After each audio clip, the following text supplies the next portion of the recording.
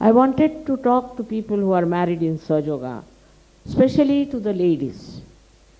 I think some of them are extremely dominating and stupid.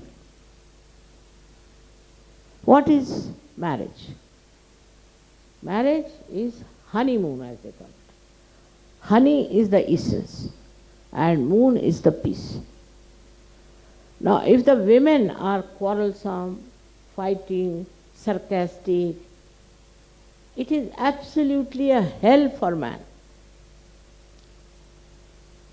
Instead of there, if woman knows the essence, the honey, she should know how to please the husband, to bring peace in the family.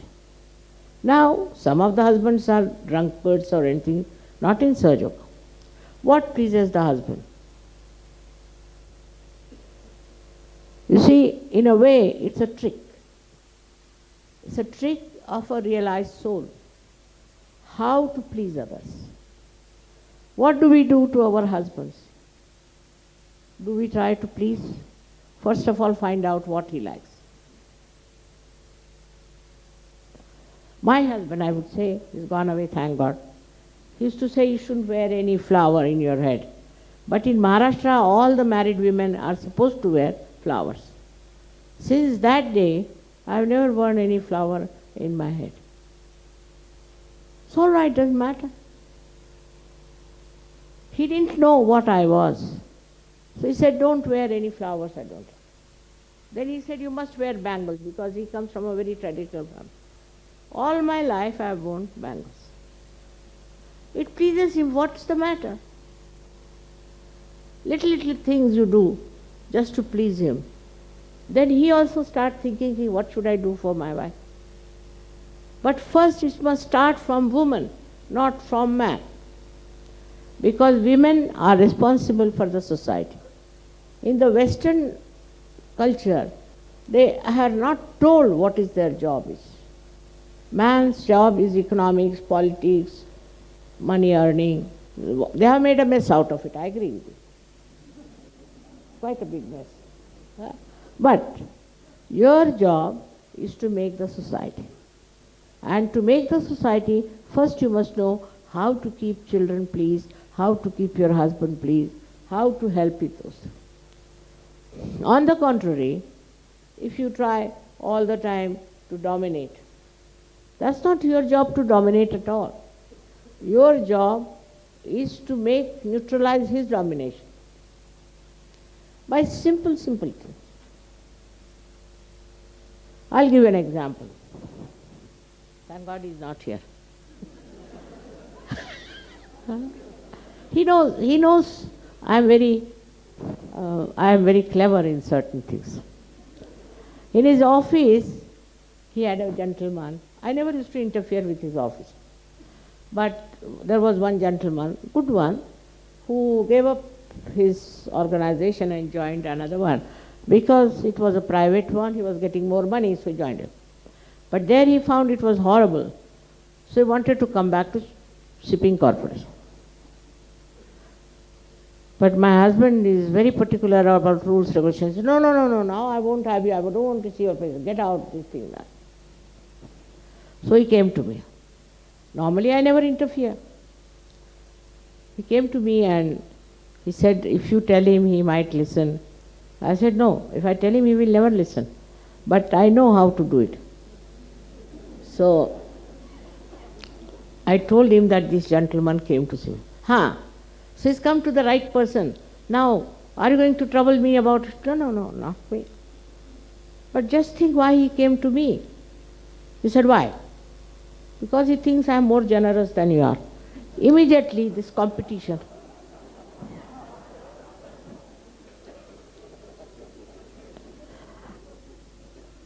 And that fellow got the job. He was a great friend of his. Even in London, he was helping him a lot. So when we think that we have to control our husband, it's better to do it in a very simple way. Only on fundamentals you can put down your foot. Otherwise, for small things, If you go on dominating your husband, I tell you, you will miss the point. You are married for stupidity or for honeymoon. And in the West, especially in Italy, we have had very bad experience of women. English also, I must say. English girls also have given me a lot of trouble. I mean, they are banned now. Because why can't help it? One girl from Shillong, she was married to somebody in, sit down. She was married to somebody in USA. Imagine from that horrible Shillong, where there's every day at least 30 murders, she got such a good chance to go to USA.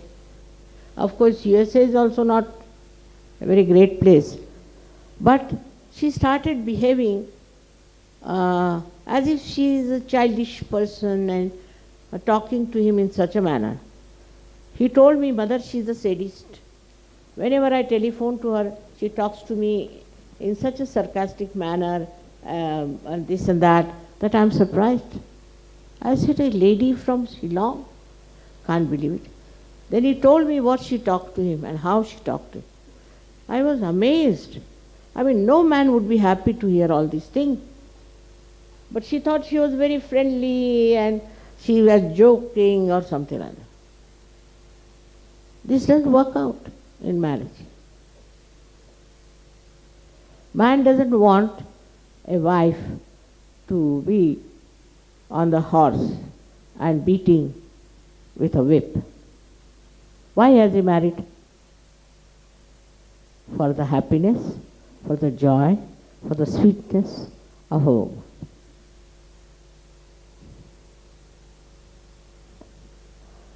It's a very important thing I wanted to talk, because so many of women are thinking that they are something great. Some of them have some money, some of them have some jobs. But first job is to keep the society very happy and to keep your husband happy is the first job. If a woman cannot keep the husband happy, she is no good for us. She is no good surgeon. This is a place like a man who is working in the office. He has to keep his boss pleased. If he doesn't please his boss, he is useless, he is thrown out of. In the same way, a woman has to think about the husband in a very kindly manner. Because this is her job. This is why she is married. Otherwise, she should not marry. She can do what she likes. It's a difficult thing to convince anyone. Because, you see, men are right-sided, they are hot-tempered. But I have told you just now how to capture their anger. I have seen also in the films, you see, all romantic scenes going on. It never happens. There's nobody like that. You see, it's all absurd things you see.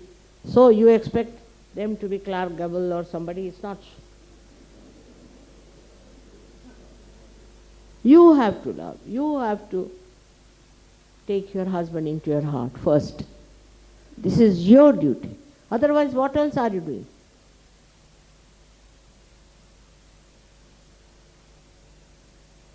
I was shocked, a girl from Shillong, and this boy has said, Mother, you can kill me, but I will not have that girl here.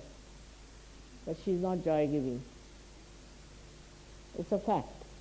So if your wife is like that, supposing, now I'm telling men, the trick of the trade is, if your wife is like that, try to understand why she does. What is her problem? Why is she dominating? Or you think she's dominating. Most of the times, most of the men who talk, oh, wives are like these, wives, they are very dominating. Why she's dominating you? What's wrong with you that she's dominating? If you introspect, you'll find that you give very little time to her. Now the other part is, there was one lady, she wanted to have a divorce. I said, why? Because he goes to work all the time and he's not there. and this and that. But I said, if you divorce, then you will never be with him. So why do you want to have a divorce? At least, at least he gives you some time. But if you divorce, then he'll never be with you. So why do you ask for divorce? I can't understand the logic. I mean, women should not be brainless, isn't it? To say such a thing. If you want to divorce your husband for this, it's absurd. Now, for men it is important that they should give some time, pay some attention, and get some things that they like. Now I'll give you again my own example. My husband never brought any flowers for me. You all bring flowers for me.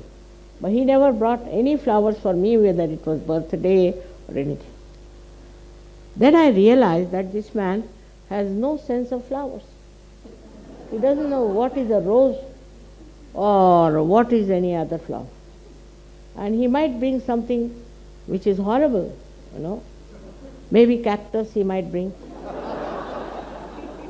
It's better he doesn't bring anything, because that would be insulting, isn't it? And then one day he admitted, I don't know about flowers. Now will you tell me, except for roses, I don't know anything. And you will be amazed, even roses he misses out on. So with such an ignorance of things, if your husband doesn't do, it shows consideration. But men should try to know what a woman likes, what she wants. Moreover, men have their own style of thinking. Now, to give my own example again, better is,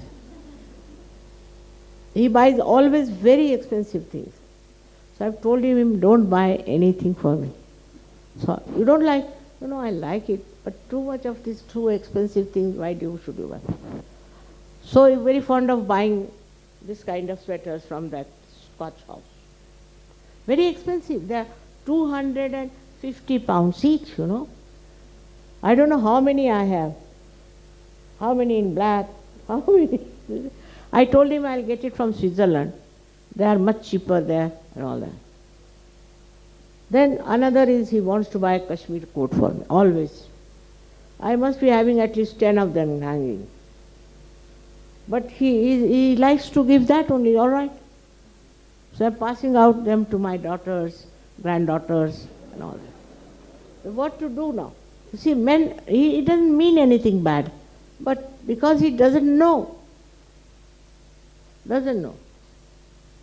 First thing he did was when in India, before going to the puja, he went to buy a sari for me.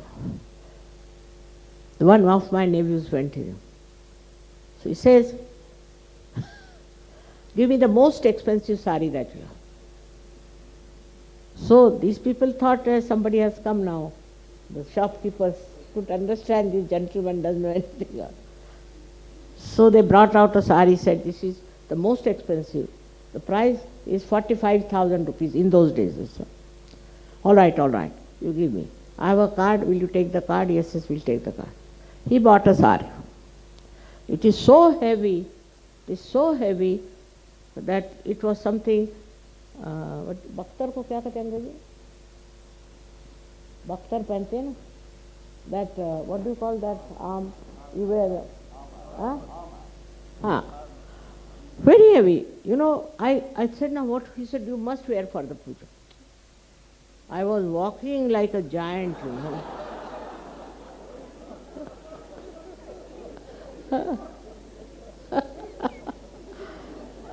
That's a description of your mother is Ati Saumya Ati Raudra. She is extremely soft and extremely terrible.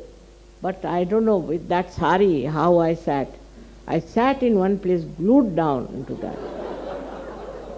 Now to get up, I didn't know how to get up with that weight on my body. See? And then I brought it and put it properly in a box and this. So he said, when are you wearing that next? Now I said, please. I've kept it nicely for one wedding, I'll wear sometime. I promised him and kept it there. Because he doesn't understand about saris. I know he doesn't understand about saris. So if he doesn't understand, whatever he buys, I say all right. And he spent so much money on those things, 45,000 rupees worth of sari, upar se niche tak kitni bhari sari. So, he doesn't understand what is real, what is unreal, nothing. Doesn't matter. You have to just see his heart, how he is giving. With what love he is giving. He doesn't understand. What can you do, poor man, I always buy suit lengths for him or suits for him. I always, myself. Once he said, all right, I'm going to buy this time. I said, better buy. He bought such a horrible one. And he went to the office. And everybody says, sir, this is not your taste. So he threw it away. He said, I will never buy now again. You better go and buy from me. See, but the trouble is, if women take interest and know what sort of color he will like and this and that. And also public opinion is very important for men. First, what the public says. Like once I painted my drawing room with a very nice color, pink and black mixed, very nice. Because it's a sign of warmth. He said, what is this color you have put it in? You should have done this and that. He started shouting.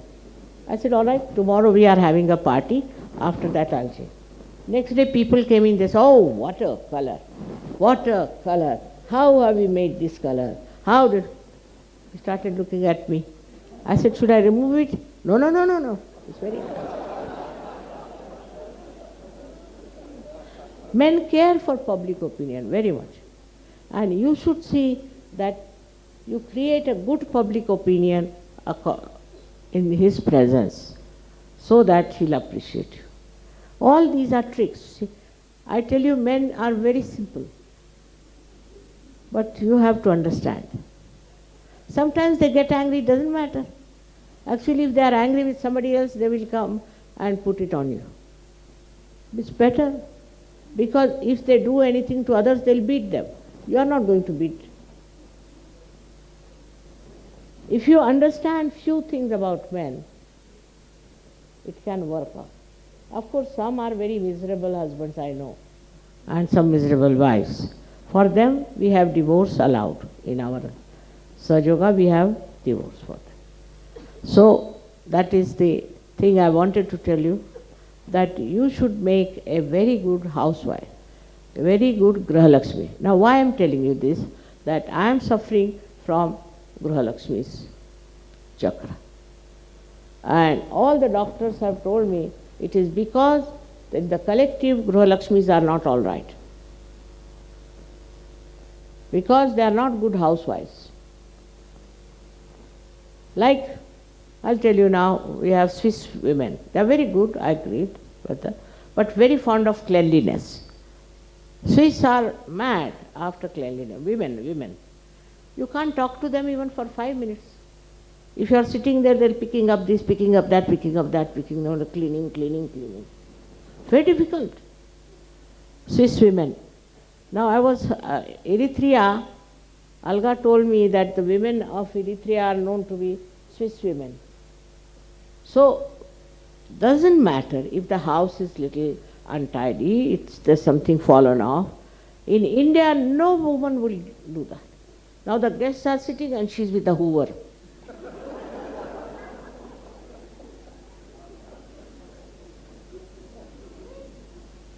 Like another thing is,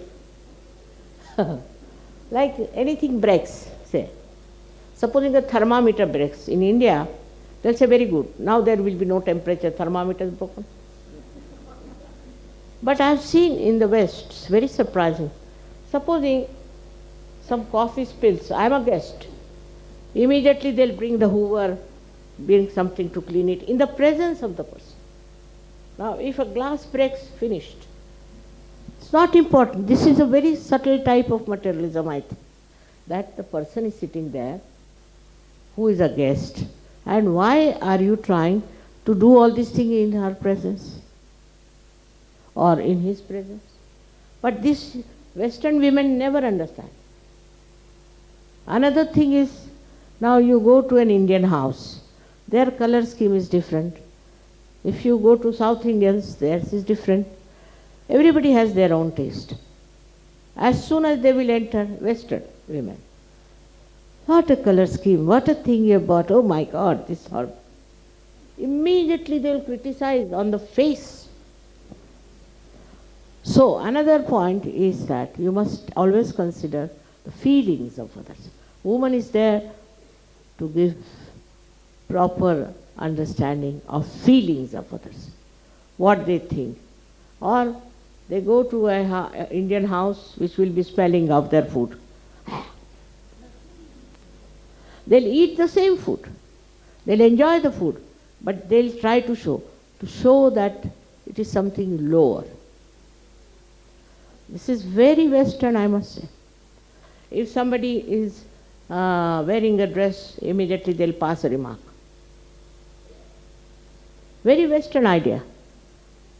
You will not find good Indians doing that. I don't know about the modern Indians, what sort of things they are. But immediately they say things which will hurt. This is not the way a woman should look. On the contrary, always praise. What's the harm? By praising something, you are not losing your business. By saying, what a nice thing, what a nice sari, what nice clothes. What's the harm? You'll enjoy your sweetness, really enjoy your sweetness. It's not telling lies, not to be that honest also necessarily. Because you don't like something, you must say, I don't like it. This word has to go from Sahaja. I like this and I don't like that. If I say saying that, how many will remain in Sahaja?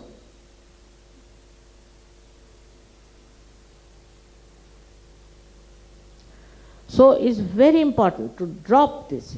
I like it, I don't like it. Who are you to like or not like? What about your spirit?